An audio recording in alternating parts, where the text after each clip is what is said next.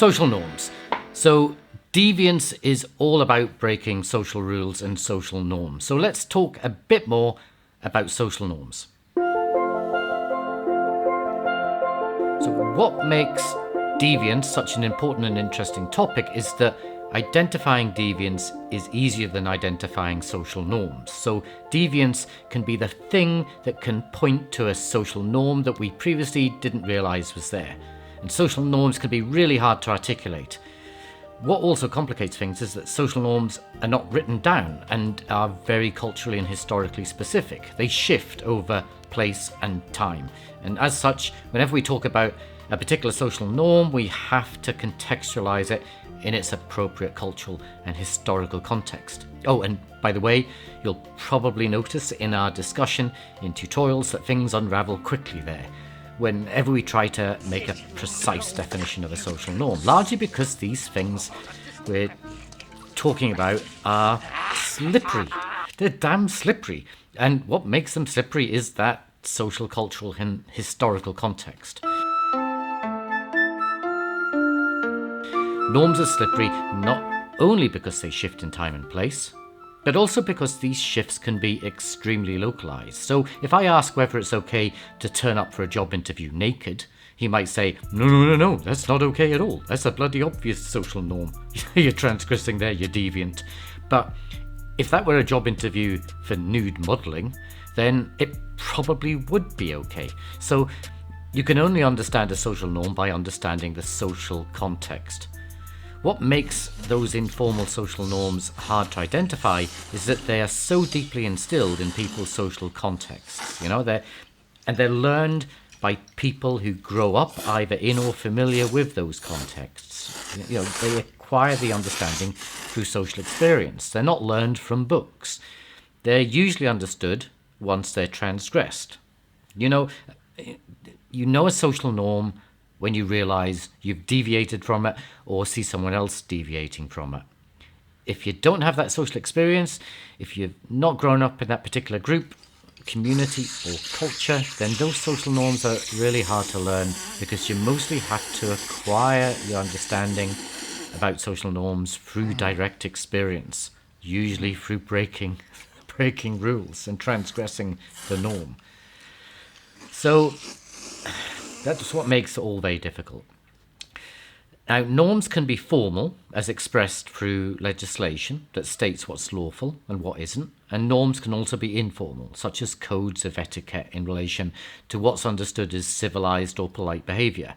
Hang on, you're saying. What's the difference? Because this between social norms and social rules, because this sounds like you're talking about social rules, like you were last time. What's the difference between a social norm and a social rule? Well, yep, you probably noticed I talk about rules and sometimes I talk about norms and it all gets rather confusing. Well, don't worry, there is a difference between them and it's a pretty simple difference, so you don't have to worry about this too much. Basically, norms are behaviors and attitudes that are typical of or approved of within a group. Generally speaking, anything that most members of a group considers to be normal, right, correct, proper, or appropriate is a norm. Rules are just the guidelines for achieving some goal in relation to a social norm. It guides people to behave in a way that fits with a particular social norm. So rules are generally used to foster or protect those social norms, to make sure everyone behaves in accord with the normal way of behaving. So let's go through some examples. Let's give you some examples of social norms. I want to think about the norms of traveling in an elevator. Okay, we've established in a previous video that you shouldn't fart in an elevator, but we're not going to talk about that. That's a thing you shouldn't do. What I want you to do is just think about the basic norms of how you behave in an elevator. Cool Spidey outfit. Thanks. Where'd you get it? I made it. Looks uncomfortable. It gets kind of itchy. Right up in the crotch a little bit, too. So what I want you to do is just pause this video for a moment and see if you can write down those fundamental norms of using an elevator. So pause now. Have you paused? I'll do it for you. I can't pause your ticker. What am I doing? What an idiot. Okay. So do you have a list? Here's mine. It's normal to acknowledge others in the elevator with a simple nod or saying hi. Attached to that, it is a rule not to engage in any conversation after that brief Wife salutation. buys me 2 tickets every week. For the last 10 years, plays the same 2 numbers all the time. I say, hey, why don't you play a different number? She goes, well, those are my lucky numbers. We also should stand facing the front. That's normal. And to reinforce that, there's an unwritten rule that we shouldn't turn around and face other passengers. So the norm is that you don't face other people in the lift. You just eyes straight forward, eyes forward. It's also normal to be in a lift with another person, but you shouldn't stand too close to them. And if an elevator arrives and the doors open and there's only one person in the elevator, you should never say, I'll wait for the next one. Don't ever say that. If there's only one person in the elevator, don't go, oh, that's okay, mate, I'll wait for the next one. Don't do that. Right, so to give you another example, we have a social norm of being polite to strangers. Not overly friendly, just polite. We don't invite them to our home and feed them and give them a place to sleep, though in some cultures that's a normal thing to do. We're just polite, but not overly friendly. So it's a norm for us in Australia to be polite, but not overly friendly. And we're guided to behave that way by following lots of different rules for lots of different situations. None of these rules are written down. You have to learn them through experience. And there are lots of rules attached to just one single norm like that. So an example of being polite to strangers is, say you're walking through a door. You're walking through a doorway, okay? If you walk through a doorway, if you have to open the door, you need to check behind you to see if anyone else is going to be walking through the doorway behind you. Am I making this? Made this way too complicated. Okay, so you get it.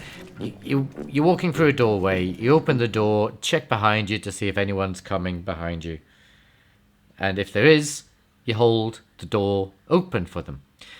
But there's a further rule here that you don't hold it open for them if the person is too far away, if they're beyond a certain distance. No one ever tells you what that distance is, but if they're too far behind, you don't hold the door open, because if you do hold the door open, that other person will feel obliged to run towards the door because they're compelled by that same sort of social norm, but it's a different situation, a different rule, which is that if someone's holding open a door for you, don't inconvenience them by leaving them standing there. Don't dawdle, hurry up and go through the door. Don't leave them waiting. Don't leave them hanging there. So to avoid making someone run, you don't hold the door open if they're too far away. That makes sense? I'm not just going bonkers here, am I? That happens to everyone, doesn't it? But to complicate things, there are also gender norms in relation to holding doors open for people, and those gender norms are shifting over time, so history again kicks in as important. I didn't really get an after you vibe. Well, why not? I'm a woman, aren't I? Yeah. Really? Why? I just didn't think you were the type who would want a guy to hold the door open What for type you. am I?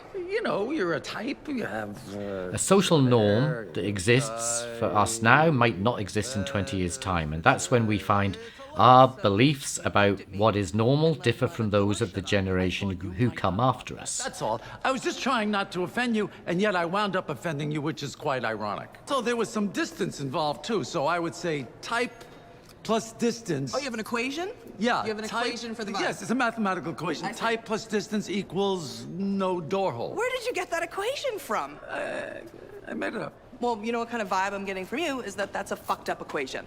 You know what I mean? But you can't argue with the distance, though. That's a...